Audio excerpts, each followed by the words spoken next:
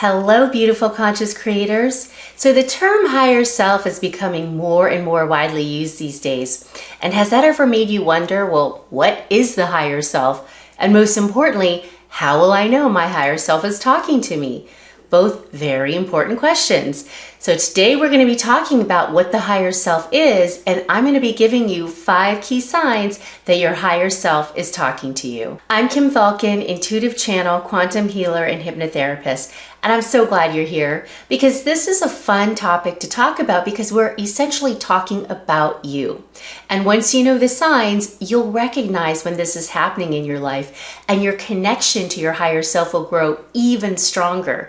And the more you're living from your higher self, the more you'll be living your highest life.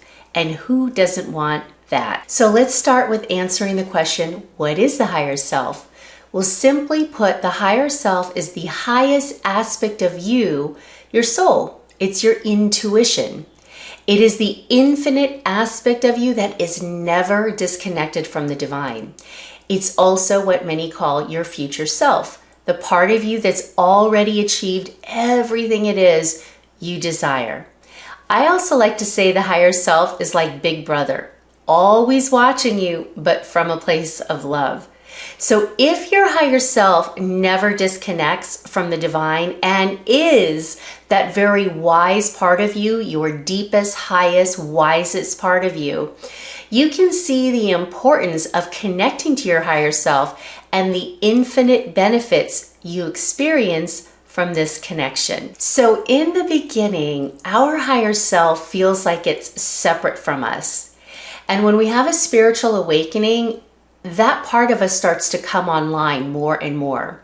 But in my experience, it's when we start our ascension process that we actually start to merge with our higher self so that we can become that and also live as that. And that's what my experience has been on my own journey. And as I've mentioned before, spiritual awakening and ascension are interconnected. One leads to the other. But in my experience, they're very different aspects of the journey. So for example, during my spiritual awakening, I wasn't really thinking of my higher self much. I was more connecting with my guides and my angels and sometimes departed loved ones. But it was when I started the ascension process and I asked Spirit, what in the world is happening in my life now? Because everything felt like it was turning upside down.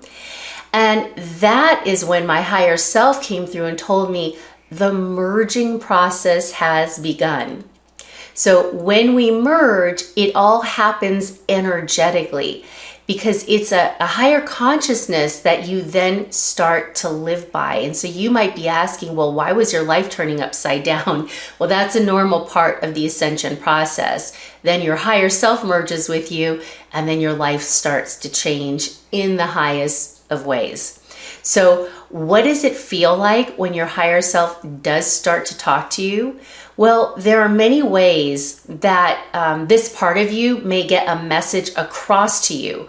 But what I've noticed is that it's really an organic guiding force of energy that's just always there guiding you, within you. It's made up of you. It is you. But sometimes it comes through for specific reasons and different circumstances. And sometimes this guiding force will communicate, I should say, with you more lightly through like a slight feeling you have, but just enough to get your attention. So it might look something like this. Instead of taking on that new project you were thinking of, all of a sudden you just kind of change your mind. You're not sure why, but you're just not drawn to that new project anymore, and you decide to do something else instead. And you realize later that had you started that new project, it would have caused you a lot of stress. So that's how the higher self works. It's enough to get your attention and redirect it to something else that's going to be more aligned, more productive, and ultimately bringing greater joy. But at the time, you don't really realize it. You just know you don't feel like doing that thing anymore. So that's what it feels like when it communicates with you slightly, but just enough to get your attention. Now, on the opposite end of the spectrum, sometimes your higher self can also come through very strong when it needs to. And what I found is when it does come through strongly like this, it's usually because we're supposed to be speaking up in some way or taking some kind of action. And how it feels for me is that the energy starts to build and rise within me, like from the bottom up. It starts to build and rise within me.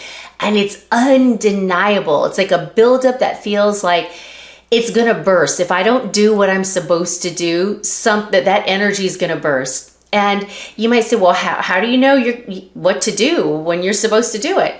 Well, you'll know what you're supposed to do because it actually takes place as the situation is happening. So for example, maybe you're being called to speak up and tell someone no.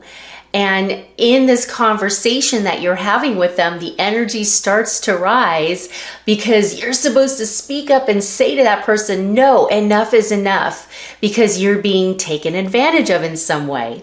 Or you're supposed to speak up for what it is you need. So there's a circumstance that's going on where somebody's telling you what they need and you always do what others want you to do, and now it's time for you to step into your own power by saying, no, this is what I'm doing instead. This is what my needs are.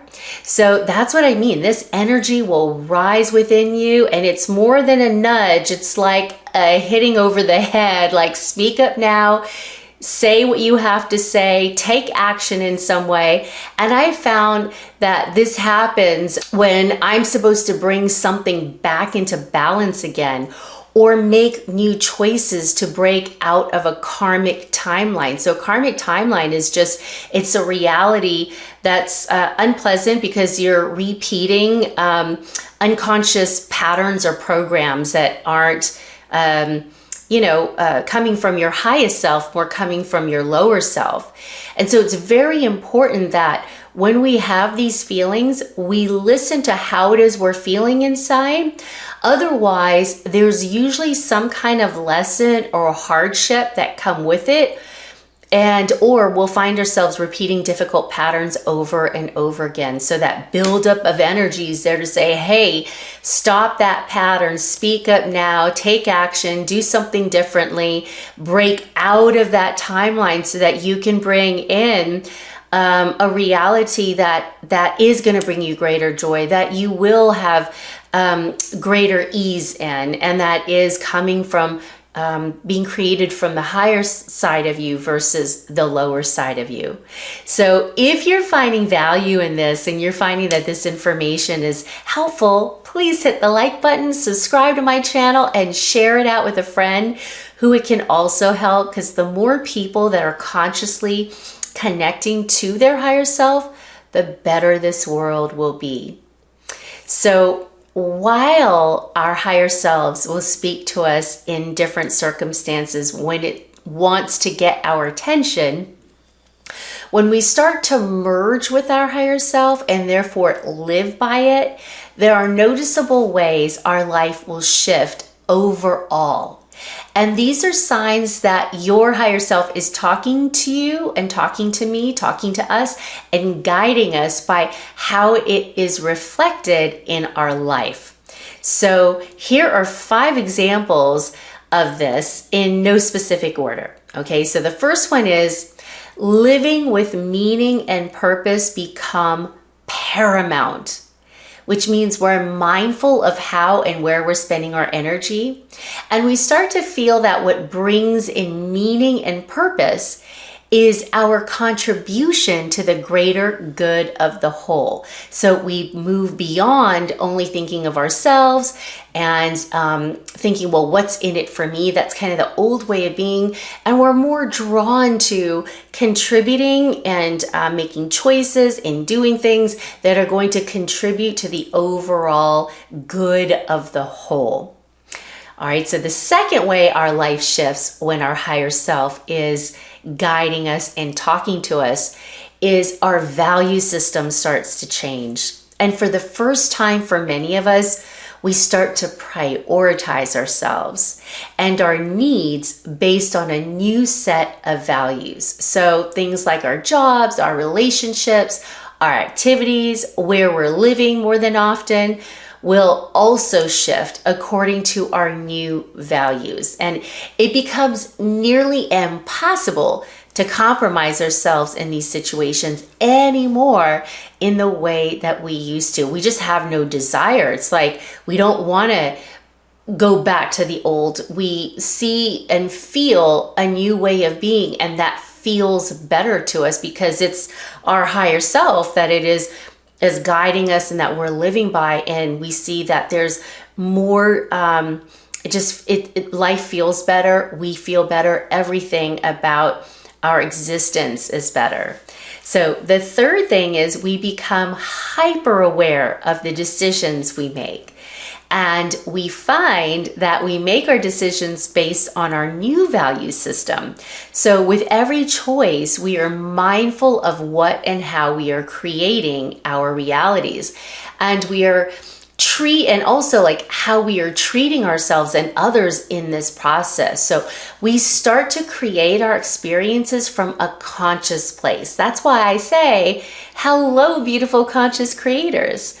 So we create from a conscious place, and one that is now what we call soul aligned, because our creations now are based on the higher self, not the lower self or the ego. All right, so number 4 is we focus our attention on what brings us joy. And that becomes the predominant flow of energy in our day-to-day life. So there are still challenges, but they don't affect us in the same way that they once did. We don't get caught up the way we used to. And it also allows us to return to a place of joy much faster now. So I've noticed that throughout my journey now. It's like I don't stay caught up in things for very long or even get caught up at all. And I come back to that place of joy, and it just becomes a more natural part of our being. So it happens organically. All right, so the 5th thing is we have a stronger sense of self. And our confidence levels rise. And it becomes very clear when this happens, because the way we speak about ourselves and the world around us changes. How we show up in the world is different. And the words, I would say we use different words than we used to too. So I first noticed this when I was interviewing in the corporate world. I was much more confident in how I showed up to the interviews, and also how I spoke in the interviews, and the words I chose were much different. And sometimes what I did was I found myself leaving the interviews going, wow, that was different than how it used to be. And I say things differently now than how I used to say things. So, and the reason that is I want to say it's because you're speaking more from your heart. So things just, the conversation is much more organic, much more genuine, much more authentic, much more true to who it is you are. All right, so these are 5 beautiful ways in which our life starts to change and reflect these things back to us when we start to live from that place within us. So I hope that you found this helpful in recognizing the signs of how our higher selves communicate with us, and also hope that this encourages you to spend more time connecting to this aspect of you that'll bring in the highest and most beautiful life changes. Thank you so much for being here with me, and I'll see you in my next video.